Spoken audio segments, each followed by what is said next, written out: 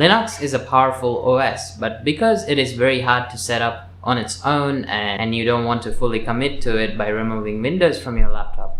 But thanks to a new software update, native support for subsystem for Linux inside Windows, you can now install Linux without rebooting or reinstalling Windows or anything like that. So in today's video, I'll show you how to install Linux, and I'm going to go through some basic commands for you guys to learn. So without further ado, let me get straight to it. Alright guys, to get started installing Linux on your Windows 11 PC, you need to go to Run by pressing Windows plus R, type in optional features, like so, press enter, scroll down until you see Windows subsystem for Linux.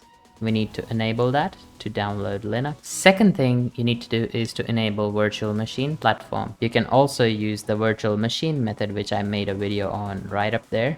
But this is more native to Windows, so I highly recommend you use this system if it's available. Press OK. It'll ask you to restart your system, so we're going to do that. Alright guys, now we need to go to Microsoft Store and download Windows Subsystem for Linux Preview.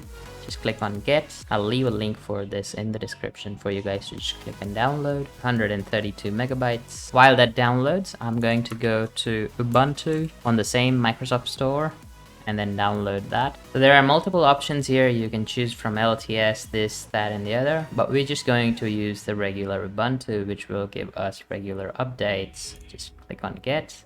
This is because if you install the regular Ubuntu, you will get all the updates on time. All these ones, if you download once, they're going to be stuck on that version once you download, so no updates will be pushed. So you can take your pick based on what you need. If you want good stable OS with no updates and you just want to have your test environment to be exactly the same, or you want to learn everything about a single version then move to a different one, then you can do that, but we'll let this download. Will take a few minutes. Ubuntu is installed. All we need to do is just open. Alright, first we need to set up our username and password. So I'm going to set the username to the easy way, password, and here we are into Linux command line. Now we can learn about some commands, and the best practice is to always have your distro up to date. By the way, distro is distribution. So first command is always sudo apt update password, enter the one you entered before. It's updating the OS to see if there are any new packages available. There you go. Next command is also for a full update, so sudo apt full upgrade. After this operation, 1 MB will be used. Okay. By the way, this is running fully inside Windows, no virtual machines and stuff like that. This is crazy how fast it is and how responsive it is, although it's command line, but I'll show you a bit later. The next command is installing basic applications on your distribution. So even if you downloaded Ubuntu or Linux Mint or any flavor of Linux, you can run this command, sudo apt install x11-apps. Press yes. It will download 2 megabytes and it will install some applications. Now we'll launch an application called xeyes by this command, xeyes, and now you can see these eyes follow the mouse wherever you go, so it can definitely see where your mouse is going around the GUI, which is crazy because it's running inside a shell. So we're going to leave this xeyes open, and then we're going to launch xcalc, which is a calculator app. There you go. This is running from Linux. You can do all your scientific calculations, blah blah blah. Nothing rocket sciencey, but you can see GUI apps can be run from inside Linux without having the full on GUI. You can see the zeyes can see the calculator as I move the mouse around. This is crazy amount of integration. Close out both of these apps and I will show you some basic commands for creating files, moving files around, stuff like that. By the way, if you want to check out a video I made where you can install GUI on Kali Linux on Windows and you can remote in, you can check it out right up here if you're interested in that. But let's go through some basic commands. Also like and subscribe if you're enjoying this video so far. The first command is pwd. That'll give you which directory we're in. So we're in home. So this is root, home, and the easy way. The next command is ls, which will let us know which files are in the directory we're in. So ls. Apparently there is nothing. If you want to look at hidden files, you will type ls-a. You can see all these hidden files in the same directory which were not there before. The next command is common between Windows and Linux, which is cdiff. for going into directory, so let's go to downloads. There is no directory like that. Let's make one.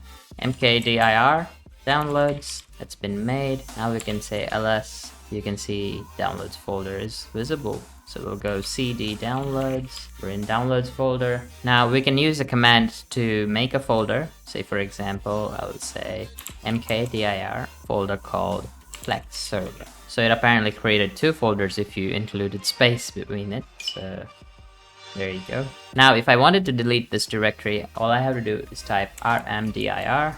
And the thing about cd command, if you want to go back, you type cd dot dot. So we're on the home folder. Now we can go to ls cd the easy way, and then we can go to cd downloads. And now if I wanted to delete that Plex folder we created, all I have to do is rmdir has been deleted. You can go ls, and you can see there is a folder named server. If I want to delete that, mdir server, that's deleted as well. Now this directory is empty. The rm command, rm-r, will delete everything within a directory. So here it goes. If you want to create a new file under downloads folder. So the command is touch. We're going to call it test.txt. It has been created. You can go ls. You can see that our file is there. To delete the file that we just created, you can type in rm test.txt. Has been deleted. If you want to learn something new about a command, or you want to look at the manual, all you have to do is just use the man command. So if you want to see what you can do with cd, man cd. If man command doesn't work, the distro might be using the help command, so you can type in cd --help, and you can see all the commands that are available. Obviously this is going to take some time to read and learn, but these are the basic commands.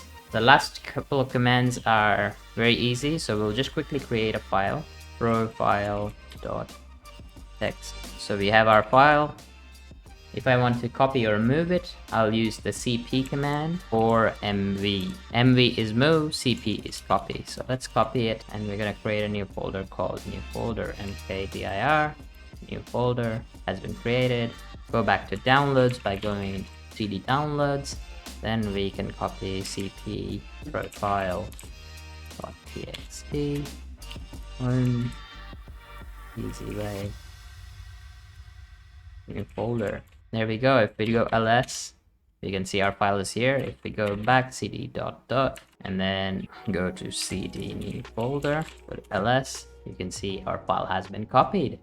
And that's pretty much it. You can use the move command if you want to move the file anywhere. That's it for the commands. I hope you guys enjoy using Linux and learn something new. And there you have it, guys. That's how you install Linux and get it going with some basic commands and the basic understanding of how it all works. And smash that like button if this video helped you or you learned something new. Consider subscribing and dinging that notification bell just down there. And thank you very much for watching. I'll see you guys in the next one. Cheers.